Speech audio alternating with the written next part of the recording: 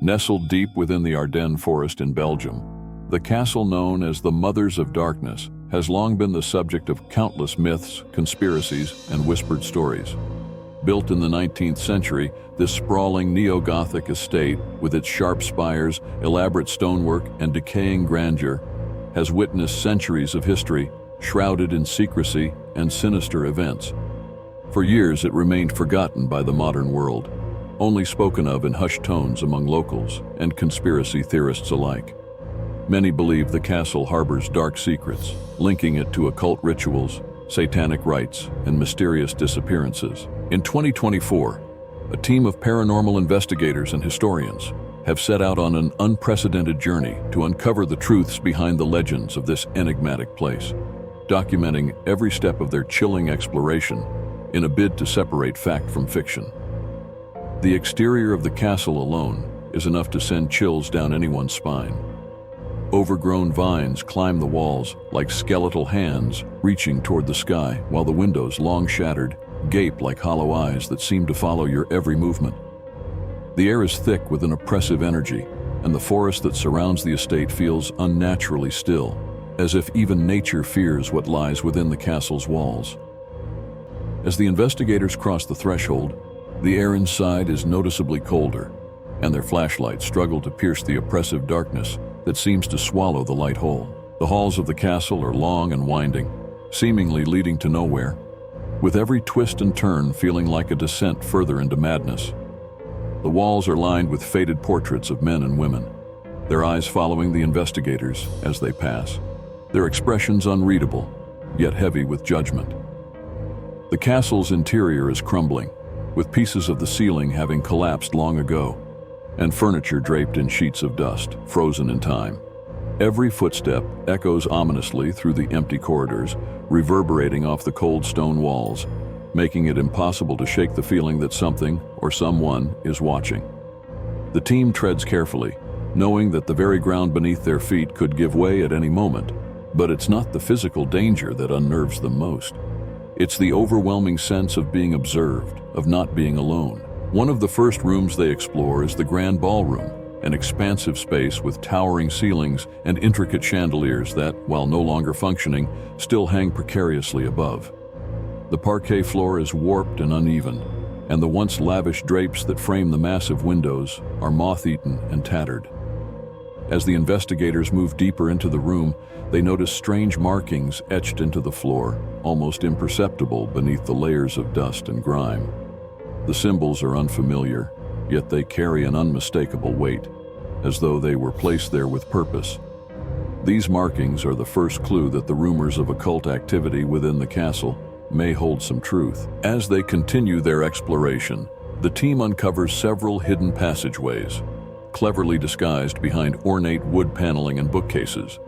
These narrow, claustrophobic tunnels wind through the castle, leading to rooms that appear to have been untouched for decades, perhaps even centuries.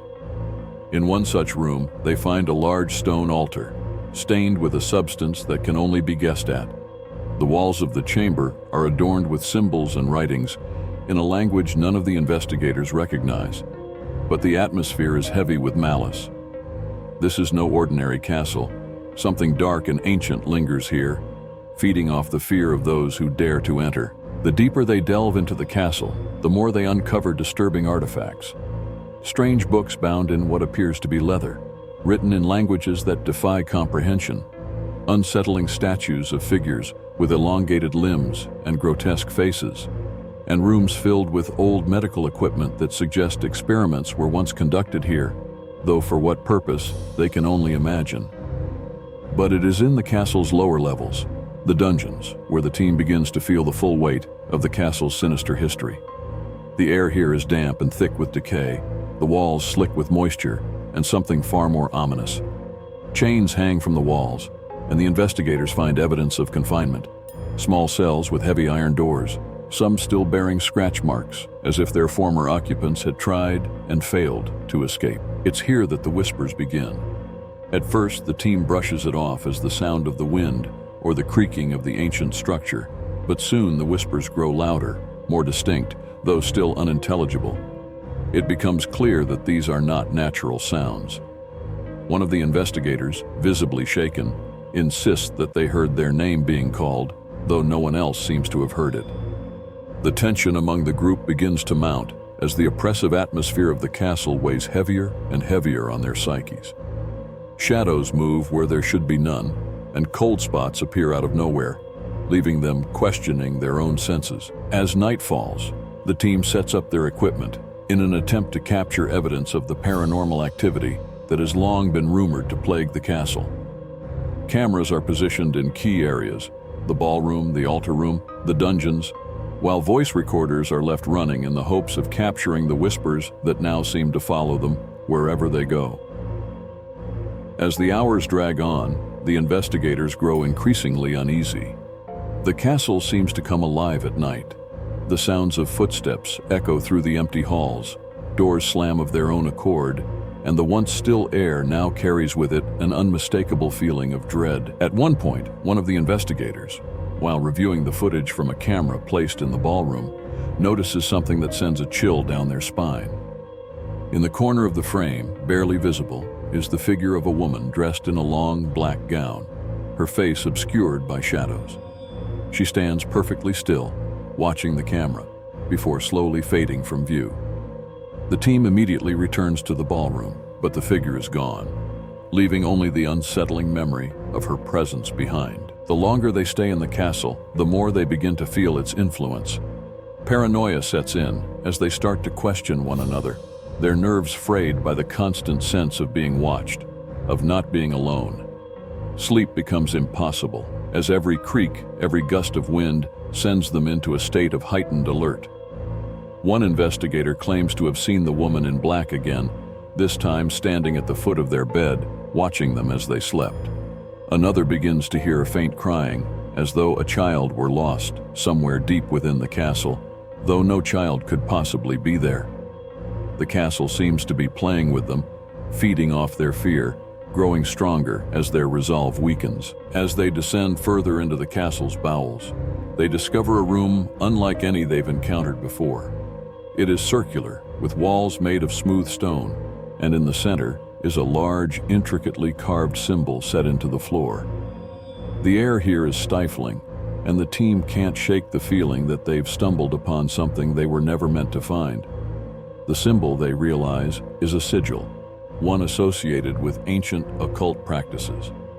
The walls are lined with shelves, upon which sit dozens of candles, all long extinguished, and strange artifacts, including skulls and bones that appear to be human. As they stand in the room, the atmosphere grows thicker, more oppressive. The whispers return, louder and more insistent than ever before, and the shadows in the corners of the room seem to writhe and twist, as though alive. One of the investigators collapses, clutching their head in agony, claiming they can hear voices screaming inside their mind. The rest of the team attempts to leave the room, but the door won't budge, as though the castle itself is trapping them inside.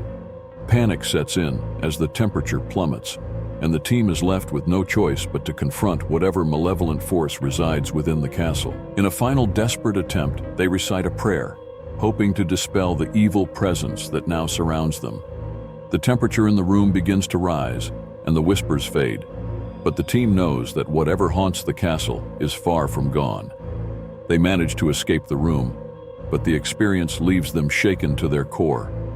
The castle, it seems, has let them go for now, but the feeling that they are being watched never truly leaves. As they make their way back through the castle, preparing to leave, they encounter one final chilling sight.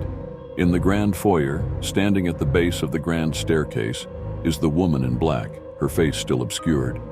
But this time, she is not alone. Surrounding her are figures dressed in dark robes, their faces hidden beneath heavy hoods. They stand in silence, watching as the investigators flee the castle, never once moving or making a sound. The team leaves the castle behind, but the memories of what they experienced there will stay with them forever. The Mothers of Darkness. Castle is no ordinary haunted house. It is a place where evil has taken root, where the line between the living and the dead has been blurred beyond recognition. The castle remains, waiting for its next visitors, its secrets still buried deep within its walls. And though the team escaped with their lives, They know that the darkness of the castle will follow them, no matter how far they run. Thank you for watching. Please like, share, and subscribe.